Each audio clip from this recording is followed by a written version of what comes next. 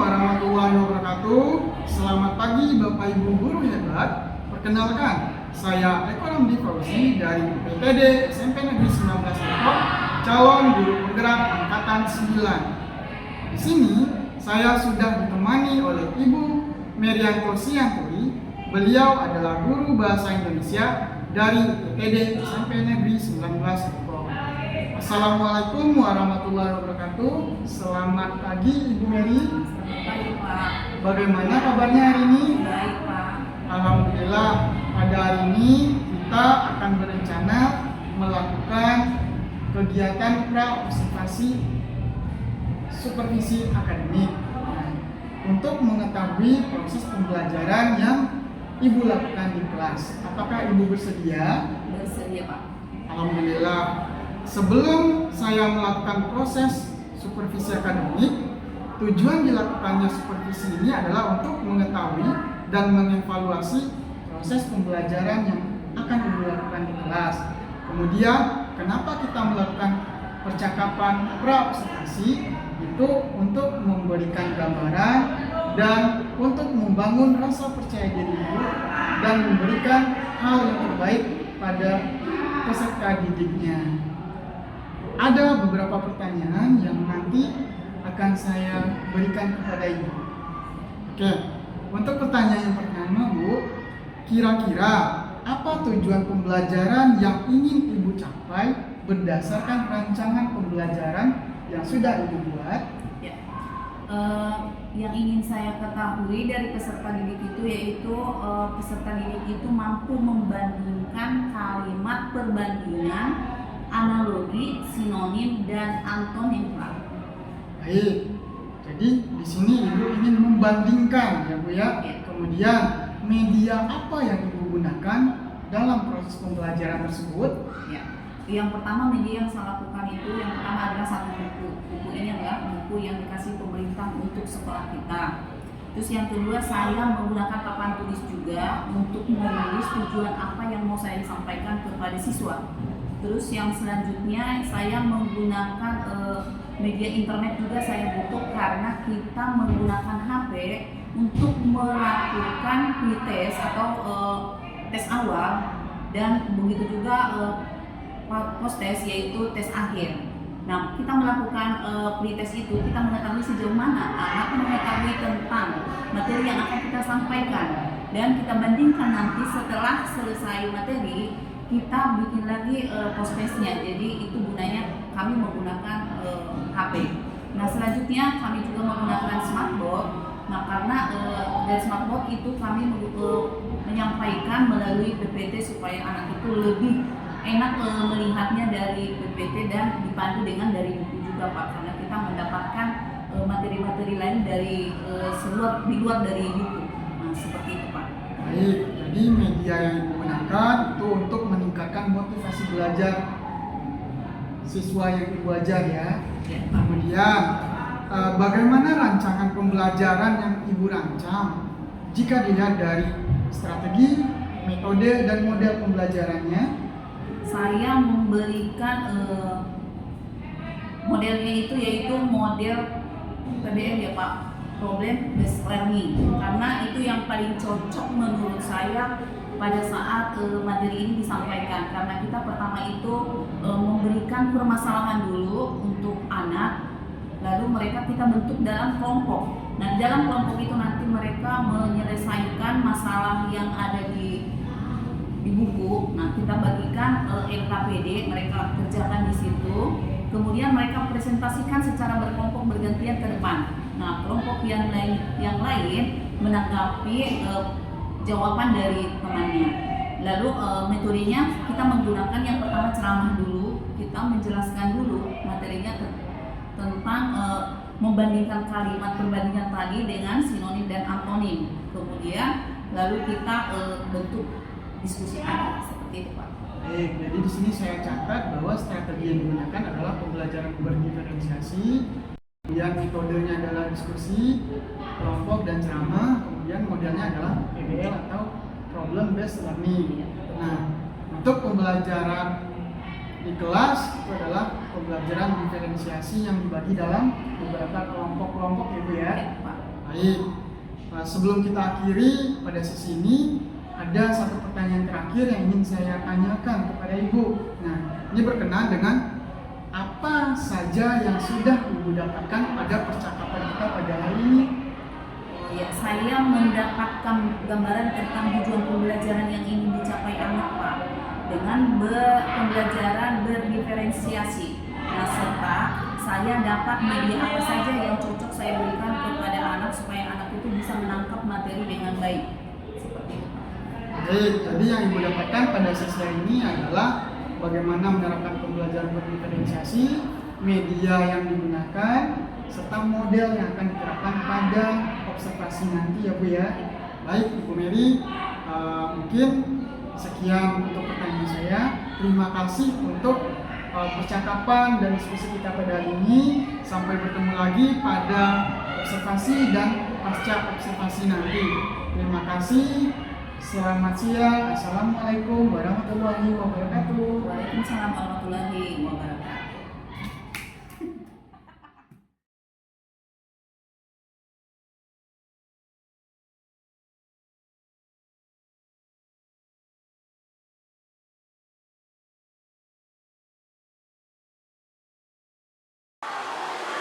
Assalamualaikum warahmatullahi wabarakatuh.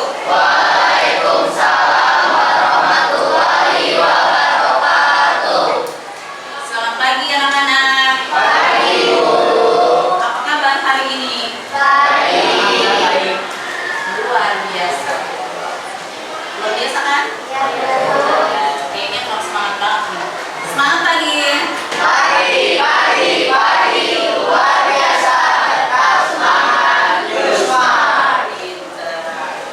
Berarti kalian sudah siap untuk belajar ya? Siapkan dirinya untuk belajar, rapikan semuanya, baginya gitu. Keluarkan buku-buku yang harusnya. Ya. Ya, sebelum kita mulai pelajaran hari ini, alangkah baiknya kita berdoa dulu ya. Yang dipimpin oleh ketua kelas kalian.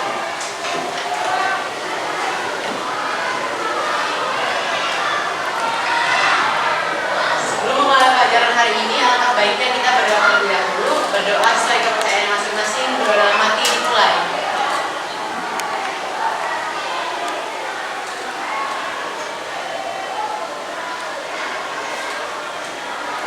Berdoa selesai. Memberi salam.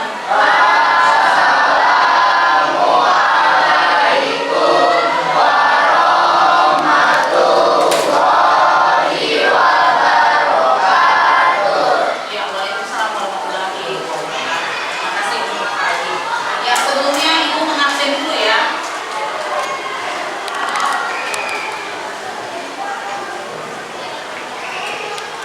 Siapa yang nggak masuk hari ini?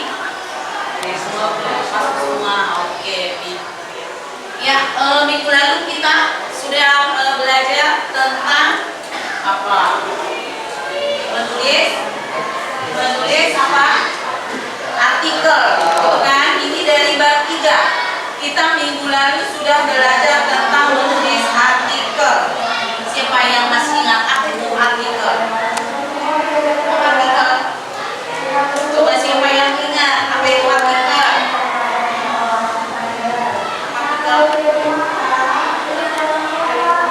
Ada tulis yang pintar. Siapa lagi yang lain?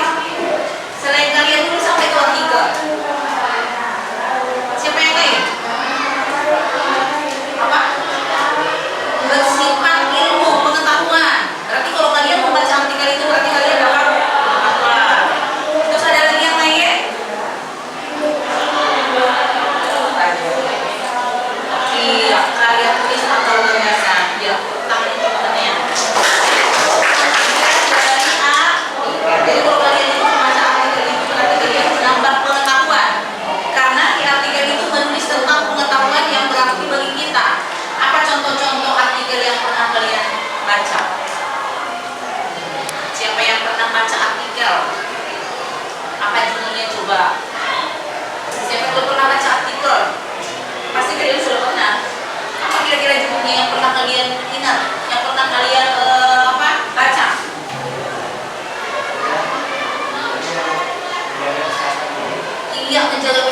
kulit. Berarti kalian itu membaca. Kalau kalian membaca menjaga tentang kesehatan kulit, berarti kalian supaya tahu bagaimana cara membaca menjaga kesehatan kulit. Itu artinya kalian membaca. Terus siapa lagi? Siapa lagi? Apa judulnya? Mengendalikan emosi. Iya, mengendalikan emosi. Judulnya mengendalikan emosi.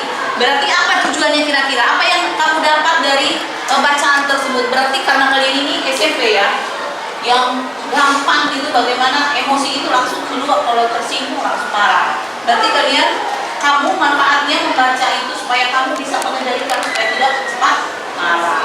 Jadi kalian harus sering-sering membaca artikel, karena kalian kalau sering membaca artikel, pengetahuan kalian itu semakin bertambah.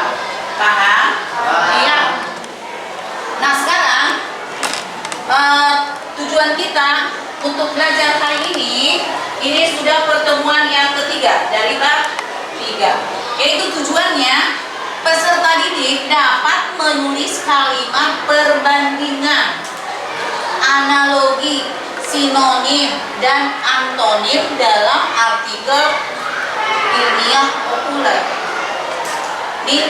Menulis kalimat perbandingan, karena nggak membanding-bandingkan orang. Kan? Daripada saya sekolah di misalnya di SMP ini lebih baik di sini, berarti ada kata-kata kunci nanti yang terdapat di situ. Begitu juga analogi, ada kiasannya. Begitu juga sinonim, tahu kalau sinonim sama antonim sudah biasa kan? Dari SD juga kalian udah tahu sinonim itu apa, antonim apa. Mungkin sekarang yang agak baru adalah tentang perbandingan dan analogi. Paham? Tapi sebelum kita ke sana, sebelum kita melanjutkan ke materi ini, kalian ibu tes dulu deh. Nanti ibu kirim melalui Google ya. Ibu kirim, kalian kerjakan pretestnya. Biar ibu mengetahui sejauh mana kalian paham tentang karya ilmiah. Ibu kasih waktu mengerjakannya selama 5 menit ya, 5 menit aja.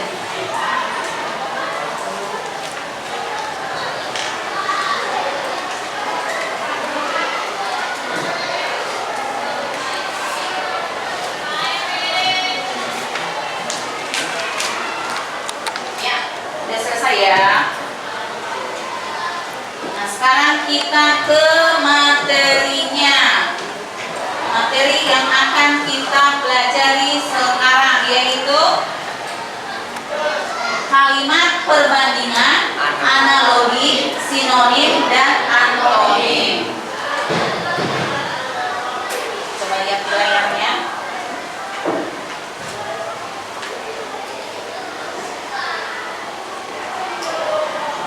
Ya, ini kalimat membandingkan kalimat perbandingan, analogi, sinonim, dan antonim. Materi kita sekarang, kita alangkah baiknya dulu lihat ya. Semua kita lihat biar semangat. Lihatnya tepuk semangat. Semangat ya. 1, 2, 3 ya. Tepuk semangat.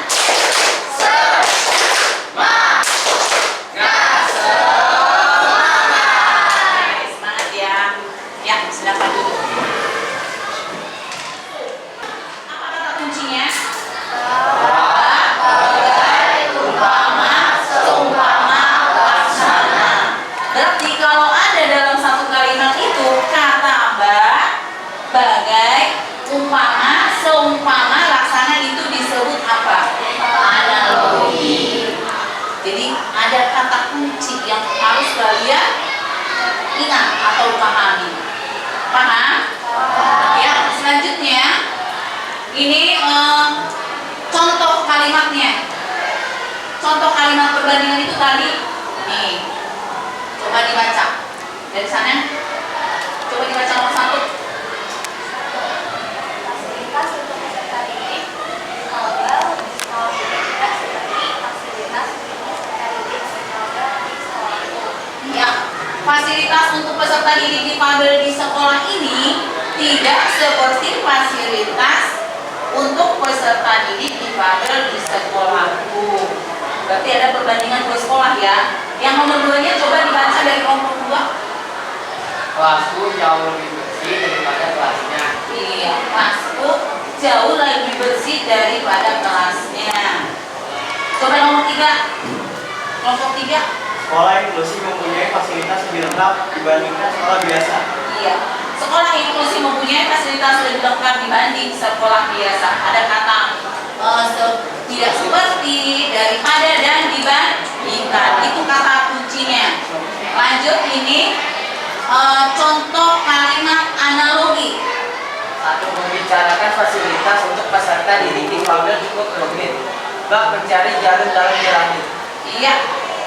Membicarakan fasilitas untuk peserta didik difabel cukup rumit. Bak, mencari jarum dalam jerami. Ada kiasan di situ kan? Jadi perbandingan kalimat biasa dengan kalimat kiasan. Dan ada penghubungnya itu tadi kata bak. Yang keduanya coba kelompok 5. Bagi peserta didik difabel memiliki target sekolah laksana mendaki gunung yang sangat tinggi. Iya, bagi peserta didik difabel menarik tangga sekolah laksana mendaki gunung yang sangat tinggi. Itu arti biasanya adalah mendaki gunung yang sangat tinggi. Lalu yang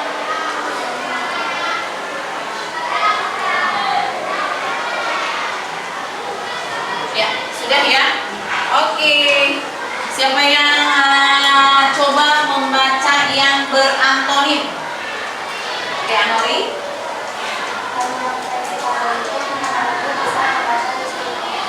Panjang, pendek, hambatan. Ya, berarti ada di situ kata berantonim panjang dan pendek. Ya, itu antonimnya, cirinya. Ya, tepuk tangan untuk Anori. Selanjutnya, siapa yang mau baca? Siapa yang mau baca nomor satu lagi? Ya, Fali. Soal ujian bahasa Indonesia ini mudah, tak seperti soal ujian matematika yang bagiku sangat sulit. Iya, pintar. Berarti di situ ada yang antonim susah dan mudah dan sulit. Bahasa Indonesia mudah, tidak seperti matematika yang sulit.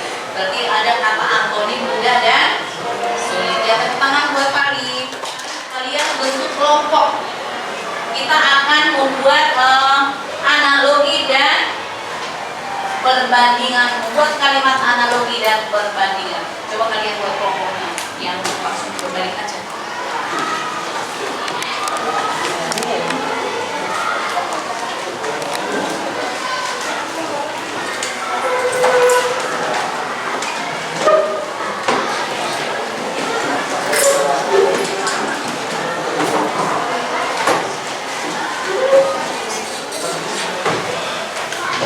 Dikerjakan selama 15 menit ya.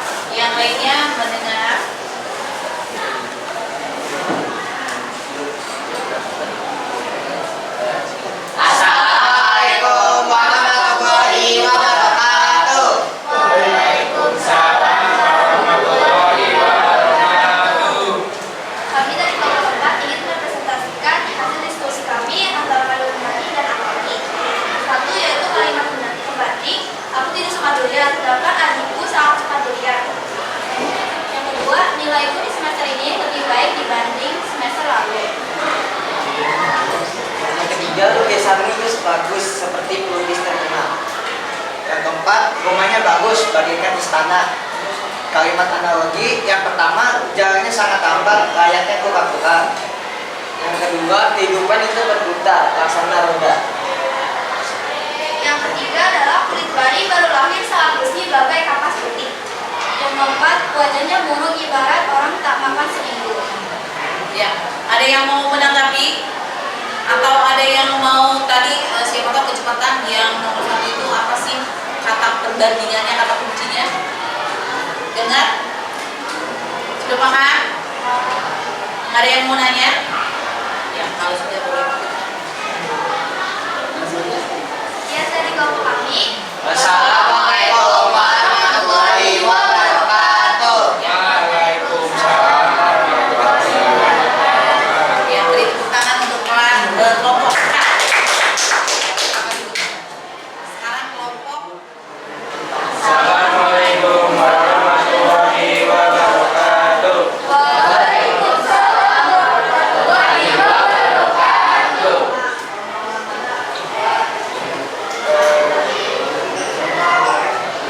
Kalimat perbandingan.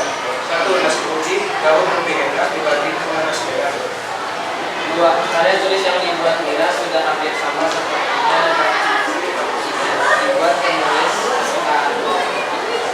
3. Menurutku, suhu di Surabaya jauh lebih panas daripada di Solo. Jadi suka makan sopan, sedangkan Bimo tidak menyukainya sama sekali. Kalimat analogi. 1. Aroma parfumku sangat manis, bak es krim vanila. 2. Bertahannya begitu tinggi bagaikan sang guru yang sedang lapar. Tanpa kehadiran ibu, hidupku bagaikan bumi tanpa sinar matahari. 4. Sahabatku sangat baik kepadaku, layaknya keluarga sendiri. Sekian dari kelompok 1. Assalamualaikum warahmatullahi wabarakatuh. Waalaikumsalam warahmatullahi wabarakatuh. ya, tepuk tangan untuk kelompok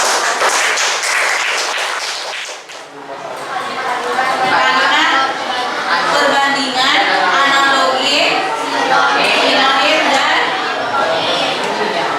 kalau tadi bilang sinonim dan antonim itu sudah biasa ya.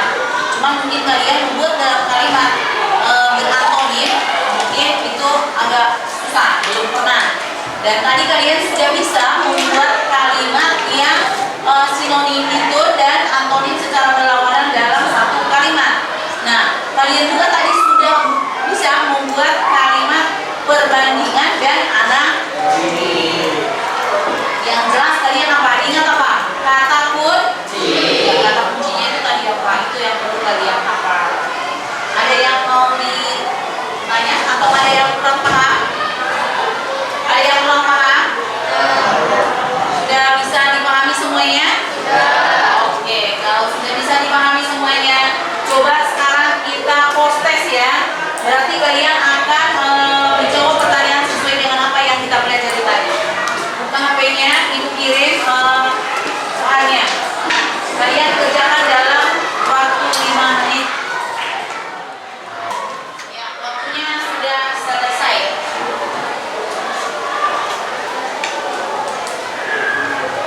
Waktunya sudah selesai. Ibu harap kalian ke depan supaya sering membaca artikel. Kenapa? Karena kalau kita sering membaca artikel, pasti pengetahuan kita semakin bertambah. Sampai di sini pertemuan kita kali ini.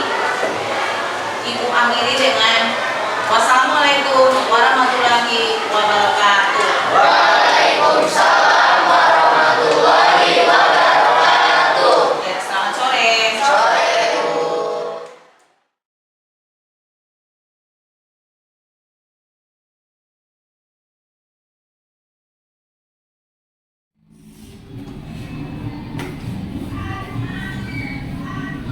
Assalamualaikum warahmatullahi wabarakatuh.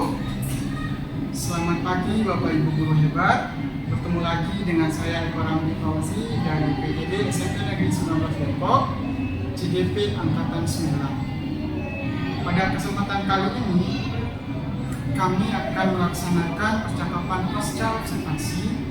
Saya di sini sudah ditemani oleh Ibu Mbak Nuriyasari dari UPTD SMP Negeri 1 Depok dan Ibu Mary Sianturi dari SMP Negeri 19 Depok sebagai guru yang diobservasi. Assalamualaikum Ibu Mbak. Selamat pagi Bu Mary. Bagaimana kabarnya Ibu-Ibu? Alhamdulillah sehat. Baik, alhamdulillah Bu Ambar dan Bu Mary. Mohon izin pada hari ini saya akan mencoba melaksanakan percakapan pasca observasi. Di sini saya akan memberikan beberapa pertanyaan seputar kegiatan observasi yang sudah dilaksanakan oleh Bu Mary. Di mana percakapan ini bertujuan untuk mengevaluasi sejauh mana proses dan progres dari proses pembelajaran yang sudah Ibu Mary lakukan di kelas. Siap Ibu ya? Oke. Baik Ibu Mary, ada beberapa pertanyaan yang mungkin nanti akan coba saya berikan atau saya tanyakan berkaitan dengan kegiatan yang sudah dilakukan di kelas. Siap Ibu? Pertanyaan pertama Bu, bagaimana perasaan Ibu ini terkait jalannya kegiatan observasi kelas yang sudah dilakukan? Perasaan saya setelah melakukan observasi di kelas itu dan setelah saya lihat anak-anak itu atau peserta didik itu serius dan semangat dan antusias juga pada saat mengerjakan NKPD itu, biasanya sangat semangat. Jadi mendapatkan sebuah kesenangan di mana muridnya memperhatikan ya Bu ya. Kemudian untuk pertanyaan yang kedua Bu, apa tujuan pembelajaran dan area pengembangan yang hendak Ibu Mary capai dari kegiatan observasi kelas yang sudah dilakukan? Tujuannya itu supaya peserta didik itu dapat menciptakan atau mendeskripsikan suatu gambar atau pamflet yang ada, dan areanya itu ada dua, ada pengetahuan dan ada keterampilan. Pengetahuannya itu mereka bisa mendeskripsikan pamflet atau gambar-gambar. Nah, keterampilannya mereka itu bisa mengkomunikasikan hasil deskripsi mereka itu kepada peserta didik lain. Seperti itu Pak. Baik, tujuan pembelajarannya berarti peserta didik dapat memahami ya Bu ya, bagaimana teks deskripsi yang dibuat dalam bentuk pamflet dan diarahkan dalam bentuk secara lisan.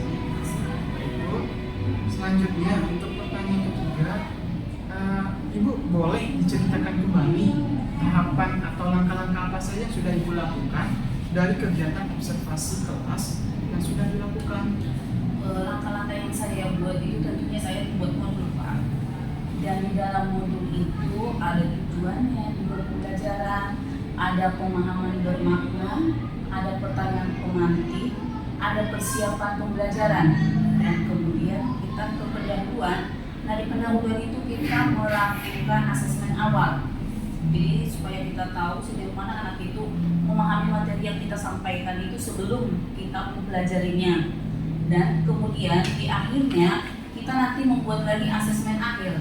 Jadi kita bisa perbandingkan asesmen awal tadi dengan asesmen akhir. Jadi kalau misalnya di awal tadi mereka itu nilainya kurang bagus, dan berarti kalau kita berhasil, berarti di asesmen terakhir itu dan kelihatan nilainya sudah meningkat. Seperti itu Pak. Jadi ada tes asesmen awal dan tes asesmen akhir ya untuk melihat perkembangan murid di kelas setelah Ibu mengajar. Itu Pak.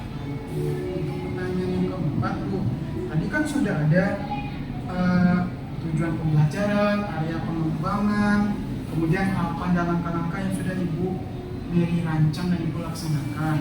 Kemudian dari semua kegiatan yang sudah Ibu lakukan, apakah target yang Ibu ingin capai itu sudah terpenuhi? Target yang saya laksanakan itu setelah saya membuat evaluasi tadi atau asesmen tadi tercapai targetnya. Mereka bisa menyampaikan apa yang dari tujuan tadi, mereka mengerjakan, bisa mendeskripsikan pamflet dan gambar, dan mereka bisa mengkomunikasikannya di depan teman-temannya atau di depan kelas. Seperti itu, Pak. Berarti sudah tercapai ya Bu ya. Ya, Pak. Nah, kemudian menurut Ibu Meli, apakah ada kendala atau tantangan atau hambatan yang Ibu temui ketika kegiatan observasi di kelas? Tantangan atau hambatan yang saya lihat dari siswa atau peserta didik itu ada, Pak, yaitu mengenai keadaan kelas atau misalnya kelasnya itu atau disiplin waktunya. Waktu mereka itu belum disiplinnya itu masih kurang, udah waktunya masuk mereka masih ada yang waktunya KBM ya Pak, mereka masih ada yang minum lah, ada yang belum menyiapkan alat tulisnya seperti itu, dan ada juga mereka belum menyiapkan sarana dan prasarananya. Misalnya kita kan selalu kalau di zaman sekarang kita harus menggunakan online gitu ya Pak, jadi mereka itu kuotanya kadang kurang, nah itu. Dan kita juga persiapan dari kita sendiri juga kadang internetnya itu masih masih kurang lancar seperti itu. Jadi itu juga suatu kendala dari kita dan baik itu dari siswa juga. Berarti di sini saya garis bawahi adalah kesiapan dan disiplin siswa yang masih kurang Ibu ya. Nah, kemudian ini masih berhubungan nih dengan pertanyaan kelima tadi Bu. Kira-kira menurut Ibu Mary, mengapa hal itu bisa terjadi, kendala tersebut terjadi? Kendala tersebut terjadi itu anak-anak itu belum memprioritaskan itu untuk zaman sekarang itu untuk belajar ya Pak. Jadi mereka itu masih lebih mementingkan itu pada umumnya untuk main game. Jadi kuota mereka mungkin udah disiapin sama orang tua tuh untuk sebulannya, tapi mereka masih menggunakan itu untuk lebih banyaknya main game. Jadi untuk belajarnya, jadi pada saat kita belajar kadang jadi habis seperti itu. Berarti mereka masih belum memprioritaskan untuk proses pembelajaran Bu ya. Ya, seperti itu Pak. Untuk pertanyaan ketujuh Bu, kira-kira apa rencana ke depan atau komitmen selanjutnya yang akan Ibu Mary lakukan dengan situasi seperti ini? Komitmen yang saya lakukan itu kita membuat perjanjian yang Pak ya, dan saya memotivasi anak itu supaya mereka mempersiapkan apa saja yang harus dipersiapkan pada saat KBM. Misalnya tadi seperti kuota tadi, kedisiplinan waktu tadi, jadi kita buat kesepakatan dari awal. Jadi kalau belajar ini mereka harus mempersiapkan kuota yang cukup untuk belajar kalau misalnya kita menggunakan internet atau online ya. Nah, seperti itu. Dan mereka juga sebelum KBM mereka harus mempersiapkan apa yang perlu mereka persiapkan untuk KBM. Seperti itu Pak. Ibu sebagai guru harus menunjukkan keyakinan kelas juga ya Bu ya, mempersiapkan siswanya. Baik Ibu, untuk pertanyaan terakhir, kapan rencana perubahan yang sudah Ibu rancang atau Ibu sampaikan tadi dapat dilaksanakan? Untuk rencana perubahan itu kita akan lakukan untuk pertemuan berikutnya. Jadi kita tidak menunggu waktu lama. Jadi pertemuan berikutnya kita harus sudah langsung melaksanakan. Tidak menunggu lama-lama lagi ya Bu ya, langsung actionnya. Betul. Baik Ibu Mary, terima kasih atas jawaban-jawaban yang luar biasa tadi ya yang sudah disampaikan. Mudah-mudahan apa yang sudah disampaikan oleh Ibu Mary dapat memberikan manfaat untuk kita semua, dan apa yang Ibu rencanakan dapat direalisasikan dengan baik. Kemudian untuk selanjutnya saya mungkin minta kesediaan Ibu Ambar ya Bu ya, sebagai pengajar praktik untuk memberikan tanggapan atau refleksi atau umpan balik terkait jalannya kegiatan percakapan pasca observasi ini Bu. Ya. Assalamualaikum warahmatullahi wabarakatuh. Terima kasih kepada Ibu Mary sudah berkenan ya diwawancarai Pak Eko, sudah berkenan diobservasi ya kelasnya oleh Pak Eko gitu. Kemudian Bu Mary mengajarkan bahasa Indonesia, materi yang diobservasi tentang materi tentang pamflet ya. Tadi saya sudah mengikuti ya jalannya wawancara coaching antara Pak Eko dengan Mary. Saya lihat ini bisa Pak Ibu sudah menerapkan ya langkah-langkah coaching, jadi duduknya sudah sesuai gitu kan. Kalau coach dengan coach itu harus sejajar gitu kan, karena bukan yang coach yang merasa ilmunya di atas coaching, bukan, karena kita jadi harapan dari percakapan observasi ini diharapkan coaching itu bisa menggali potensi dalam dirinya, bisa menjawab solusi, bisa menjawab pertanyaan-pertanyaan tadi, menemukan solusi dari permasalahan yang ditemui tadi di lapangan, seperti tadi ya, kurangnya kesiapan anak mau menyiapkan pembelajaran ya, jadi anak kurang menyiapkan kuota seperti itu ya, padahal sudah diinformasikan. Saya lihat sisi Pak Eko sudah baik ya dalam melakukan coaching. Mary juga sebagai coaching sudah mampu menjawab pertanyaan-pertanyaan Pak Eko dengan baik, itu sudah mampu menilai apa sih yang kurang dari pembelajaran saya, apa sih yang perlu diperbaiki ke depannya, seperti itu. Kita belajar mulai sih dari dia. Pastikan kita sebagai guru ketika di lapangan pasti udah kayak pembelajaran tuh ada aja ya, kita sih pengen lurus ya dari awal sampai akhir.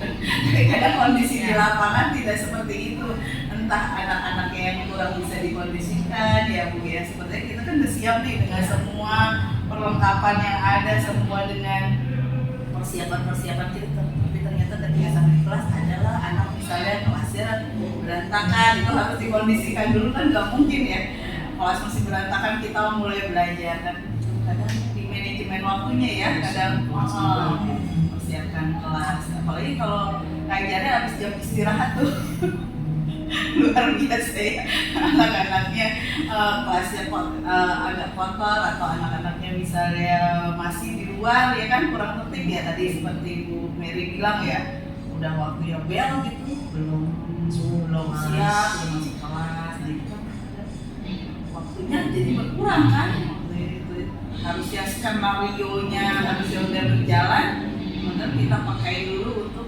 mempersiapkan kondisi untuk piawaian Bapak Ibu untuk mengelola kelas yang menciptakan kelas yang nyaman gitu ya, yang anak-anaknya antusias untuk belajar.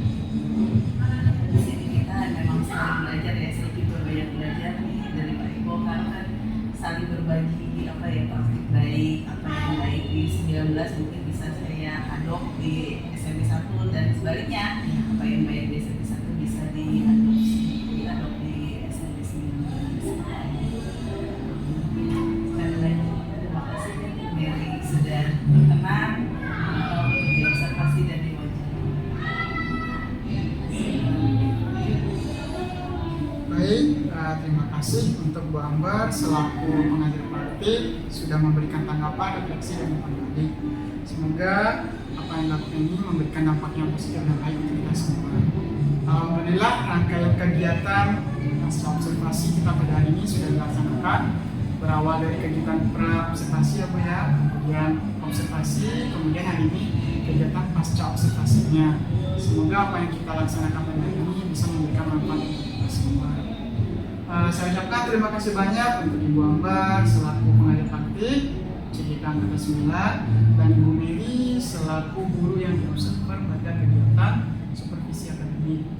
Saya ucapkan terima kasih banyak Ibu. Saya akhiri. Assalamualaikum warahmatullahi wabarakatuh. Waalaikumsalam.